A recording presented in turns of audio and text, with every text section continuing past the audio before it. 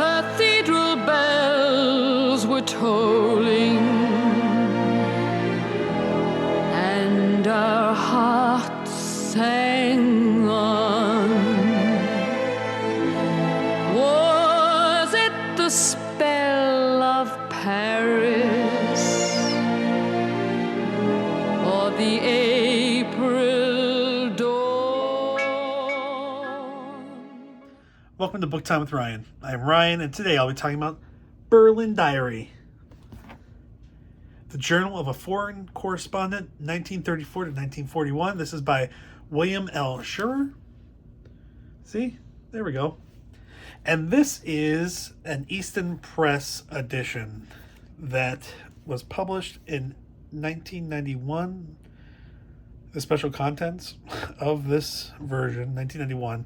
Originally, this was published in 1940 and 41.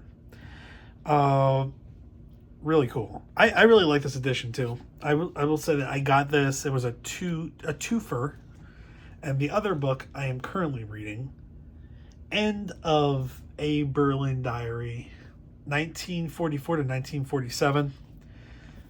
They're a set. I got these at a local secondhand bookstore, and it actually has the name of the person who owned this before. Published expressly for the personal library of Carlton Glenda Steins. Is that... Do we really think it was published expressly for that individual? I don't think so. But I did look him up, and he was a naval aviator for the Marine Corps. I don't know when. He died, I think 4 or 5 years ago. His family was from around this area, and they probably, I guess, sold his collections. So I found these two books in a secondhand store. My dog has damaged one of them a little bit by licking the gold edge. That's kind of annoying. Can you see it? There, see? That is a bulldog licking it. Not cool.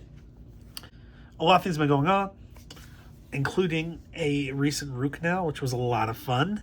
And I just felt like it was the time to read this. It felt like an appropriate time to finally read this book. I don't know how long I've had it, less than 5 years. But it's a cool book, and it was referred to in some other book I was reading.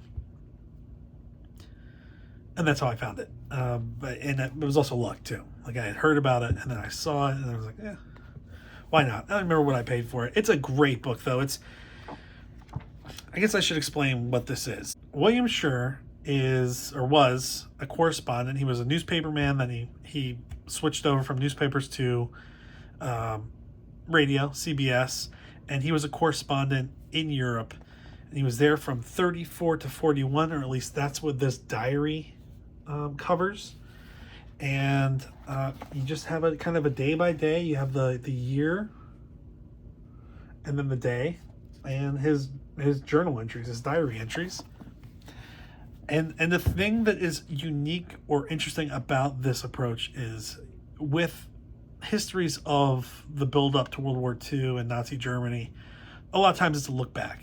And they're all written in a way, I think, that World War II is inevitable, the rise of Hitler is inevitable, the rise of Nazism is inevitable. With this approach, it's done basically in real time, so there are things that William Shirer says that are happening that we know will eventually turn into something, but he doesn't know it at the time. And that is, I think, what's so good. I mean, it's well written. It's really well written. And it's really interesting to read. And I'm sure there are times that it's more interesting to read than others. I felt like this was a good time to read it, and then it just made sense to move on from this book to this book. Obviously, there are 3 years in between the end of this and the beginning of this. So I will do a review for End of a Berlin Diary, but 5 stars. Just a really well thought out book. I mean, it's kind of weird to say book because it's diary, and how well thought out. It's just daily entries. Lots of name dropping. He had lots of access. He was there in person with Hitler, and really saw a lot of disturbing things happen. And I think his insights are key. And, we know what eventually happens. He leaves before the U.S. enters the war, but he sees as certain powers fall out, as certain countries are invaded, the pressures, Western alliances, the British, the French,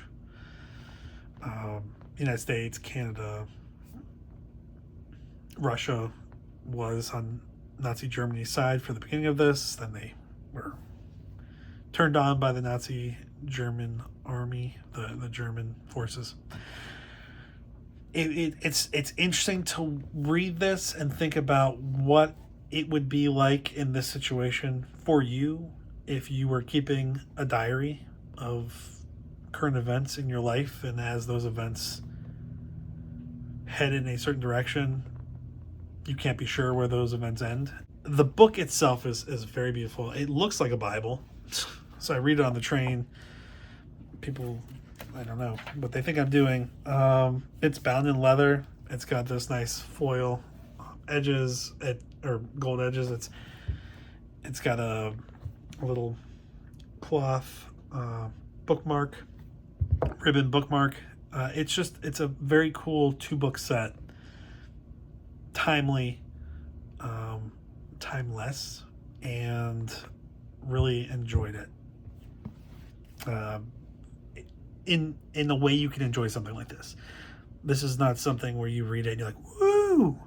You're reading it and you're like, oh shoot, ooh, it's going in this direction. What if this ever happened again? What would that look like? And it's a disturbing look. It really is, but I think it's a unique way of doing it. And I know he's written about the rise and fall of the Third Reich, and maybe that would be a good book to read in the future for me. Because I really, I took different AP classes in high school and have some basic background in World War II stuff, but not as much as I should probably. And this has really been kind of eye-opening in some respects. So what I knew and what I was not aware of, especially timelines and time frames that things happened in, and then the slow march in appeasement and giving in and giving in and giving in, and just thinking, well, Germany invaded this country. If we could just have them agree to some peace, maybe that will make Germany happy. And then it was clear that an invading country taking land to a sovereign neighboring nation, losing land,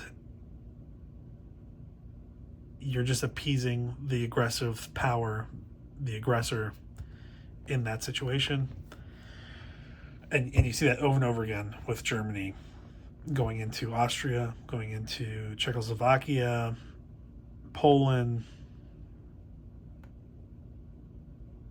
Norway, Belgium, the Netherlands, France, and just how much room they were given to keep encroaching and invading and being the aggressors. So, really, really interesting. And it ends not on a cliffhanger, but there's a lot more coming, because there's a lot more that happens after 41. If you haven't read this, I recommend it. I love this format too.